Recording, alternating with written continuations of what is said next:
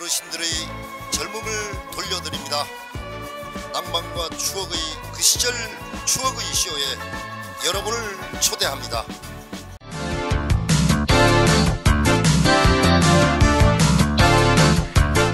우리 지역의 뉴스 속 뉴스를 전해드리는 뉴스인 뉴스 인터넷 신문입니다. 디트뉴스24의 류호진 대표 전화 연결합니다.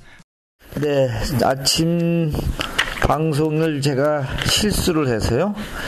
녹음을 못했습니다. 죄송합니다. 제가 누르긴 눌렀는데 잘못 눌러졌던가 봅니다. 녹음이 잘 안 됐고요. 그래서 대략 정리를 해드리면은 오늘 아침 브리핑에는 지역의 인문학과의 위기 부분을 정리를 했는데 이렇습니다. 대전 지역에 최근 5년 사이에요. 국어국문학과가 6개 있던 것이 1개로 줄어들었다고 하는 뉴스입니다. 5개가 이렇게 저렇게 다 통폐합이 됐는데요. 예를 들면 이렇습니다. 이 건양대 같은 경우는 국어국문학과가 미디어 문예학과하고 2000년에 통합이 됐다가 그래서 이것이 문학영상정보학부로 운영이 됐다고 합니다. 그러다 이것이 2006년도에 문학영상학과로 거쳐서 2009년도부터는 디지털 콘텐츠 학과로 운영이 된다고 합니다. 그러니까 국어국문학과가 디지털 콘텐츠 학과가 된 거죠. 배재대는 2013년도에 국어국문학과하고 한국어학과를 묶어서 한국어문학과로 통합이 됐네요. 사실상 순수 국어국문학과는 폐지가 됐다고 보면 되겠습니다. 대전대도 같은 해에 국어국문학과하고 문예창작과가 통합이 돼서 국어국문 창작학부로 신입생을 모집하고 있고요. 모건대도 국어국문학과가 국어교육과하고 통합이 돼서 올해부터 국어교육학과로 신입생을 모집한다고 합니다. 한남대도 올해부터 문예창작학과하고 국어국문학과를 통합해서 국어국문창작학부로 명칭을 바꾼 뒤에 신입생을 선발했다고 합니다. 충남대학교가 유일하게 아직도 국어국문학과를 운영하고 있는 대학으로 꼽히고 있네요. 왜 이렇게 되느냐? 뻔합니다. 취업률 때문입니다. 특히 대학 구조 개혁 평가에서 취업률이 이 평가 항목 지표에 들어갔다 보니까 이 대학들이 이 취업 안 되는 학과를 결국 통폐합 하는 이렇게 좀 현상이 되는데요. 일각에서는 기초학문을 보호하기 위한 어떤 방안이 시급하다 이렇게 목소리도 나오고 있지만은 또 다른 한편에서는 학문의 융복합 커리큘럼은 확대되는 의미로 바라봐야 되는 거 아니냐 이렇게 또 긍정적인 시각도 있네요. 네. 두 번째 뉴스는 이 KTX 호남 고속철 개통 이제 일주일 정도 남았는데 4월 2일부터죠.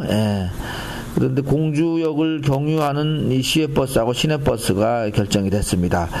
공주시는 시외버스는 하루에 7차례, 시내버스는 21번 정도 운행될 예정이라고 합니다. 그리고 이 공주역을 이용해서 계룡산을 찾는 이 관광객들을 위해서 공주역을 출발해서 신원사를 거쳐서 갑사까지 가는 노선이 신설되는데요. 평일에는 하루에 2번, 주말에는 7번 정도가 운행이 된다고 합니다. 그리고 이 고급 숙박시설이 부족하다는 뉴스를 다시 한번 정리를 했습니다. 대전시가 오는 10월 19일부터 23일까지 대전 컨벤션센터에서 전 세계 55개 나라의 과학기술 담당 장차관들 그리고 학계 전문가들이 참가하는 세계 과학 정상회의를 열 예정인데요. 여기에는 이 VIP들 150명을 포함해서 한 2,500명이 참가를 하는데 문제는 특급 호텔입니다. 스위트룸을 갖춘 특급 호텔인데 대전에 호텔이 그렇게 없나 이렇게 보통 생각을 할 수도 있는데요. 실제로 따져보니까 대전은 특 1급 호텔이 유성 리베라 호텔 하나뿐이고요. 그 다음에 특급 호텔이 유성관광 호텔, 인터시티 호텔, 그리고 롯데시티 호텔 대전 3곳에 불과하다고 합니다. 이 4개 특급 호텔의 객실을 모두 합쳐보니까 880개거든요. 2,500명 오는 수용 다 수용하기가 어렵겠죠. 특히 이 각급 이 정상급 인사 150명이 묵을 만한 고급 스위트룸은 뭐 일부에 그치고 있다고 합니다. 대전 시내에 17개의 호텔이 있긴 있습니다. 1급부터 3등급까지, 1등급부터 3등급까지 호텔이 있는데, 여기 객실이 한 1000개 정도 객실이 있는데, 대전시에 고민이 깊어지는 것 같습니다. 2,500명 수용은 그래도 또 부족하네요. 참 대전 유성 쪽에 가면 번쩍번쩍한 거 많은데 대부분이 이게 러브호텔. 근데 이 러브호텔 말입니다. 외국인들이 좋아하지 않을까?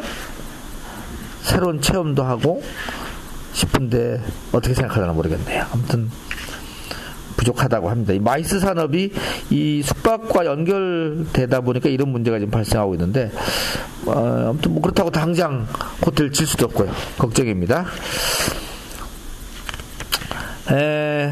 이 얘기는 방송에서는 안 했는데 정리를 한번 하고 싶은 게 하나 있는 게요. 어제 국립국어원에서 2014년도 신조어를 발표를 했는데요. 뭐 좀 소개를 해드릴게요. 요즘 뭐 이거 몰라서는 젊은이들하고 대화가 잘 안 된다고 하죠. 우선 금방 사랑에 빠지는 여자를 금사빠녀라고 한답니다. 금사빠녀. 금방 사랑에 빠지는 여자를 금사빠녀. 꼬돌남이라고도 많이 나오는데 꼬돌남이 뭐냐? 꼬시고 싶은 돌아온 싱글 남자를 말한다고 합니다. 참 무섭네요. 뇌생남이란 단어도 있어요. 뇌생남.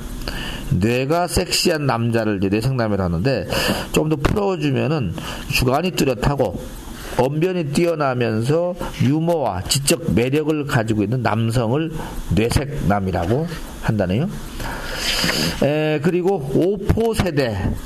이거는 이 생활고 탓에 연애와 결혼과 출산과 인간관계하고 주택 구입 이 5가지를 포기한 세대를 오포 세대라고 한다고 합니다. 앵그리맘, 요건 좀 많이 아시죠? 앵그리맘. 이 자녀 교육에 대한 이 사회 문제에 분노하고 해결에 적극 참여하는 여성들을 앵그리맘이라고 하죠. 그리고 모르밍족도 있네요. 모르밍족. 이거는 제품을 오프라인 매장에서 자세히 본 다음에 모바일로 쇼핑하는 사람을 모르밍족이라고 한다네. 뭐 실속 챙기는 소비자 소비 경향을 반영하고 있다. 이렇게 볼 수가 있겠네요. 끝으로 임금절벽이라는 말도 있네요. 임금절벽. 물가는 오르지만 임금이 오르지 않아서 경제적 어려움을 겪는 현상을 임금절벽이라고 하는데 뭐 비슷한 말로 주거절벽이라는 단어도 있네. 주거비용이 상승하는데 경제적 어려움을 겪는 현상. 주거비용 상승으로 주거절벽. 이 말은 이 한국 사회의 현실을 벼랑 끝 상황으로 규정을 하고 뭐 일자리 절벽, 재벌 절벽, 창업 절벽 이렇게 이 설명한 이 절벽 사회라는 책이 있는데 여기서 유래를 했다고 합니다. 끝으로 이 한국임업진흥원이요, 70회 이 식목일을 앞두고 가정에서 키우기 좋은 나무 22가지를 선정해서 발표했는데요. 텃밭 있는 분들 좀 새겨둘만 하겠습니다.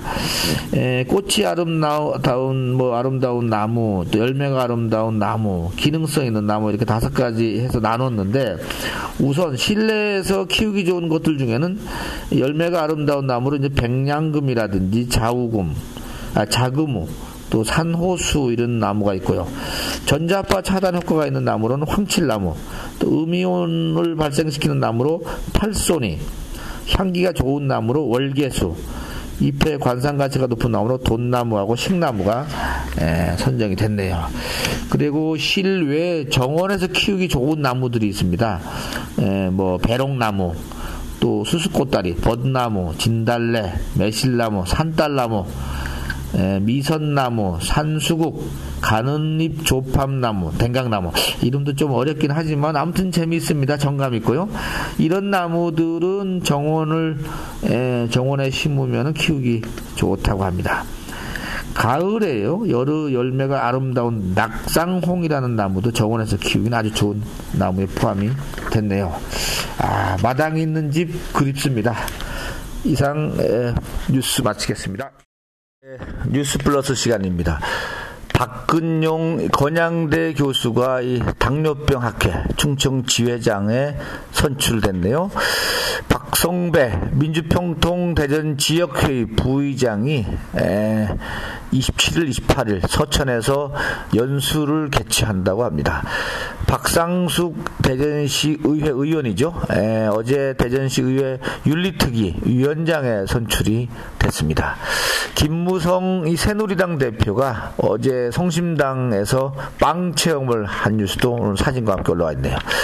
주식회사 이 트루윈 이 대덕 산단 안에 있는 회사라고 합니다. 주식회사 트루윈이 대전 충남 경총에서 주는 이 투명 경영 대상을 수상했습니다. 박희원 대전 상공회의소 회장이요. 어제 대한상공회의소 부회장에 선출이 됐다고 합니다. 이완구 총리가 정책 만들 때는 현장 체험부터 하라 이렇게 지시를 했다고 합니다. 은퇴 부부의 적정 생활비 오늘 아침 보도가 됐는데 월 190만 원 정도가 필요하다고 합니다.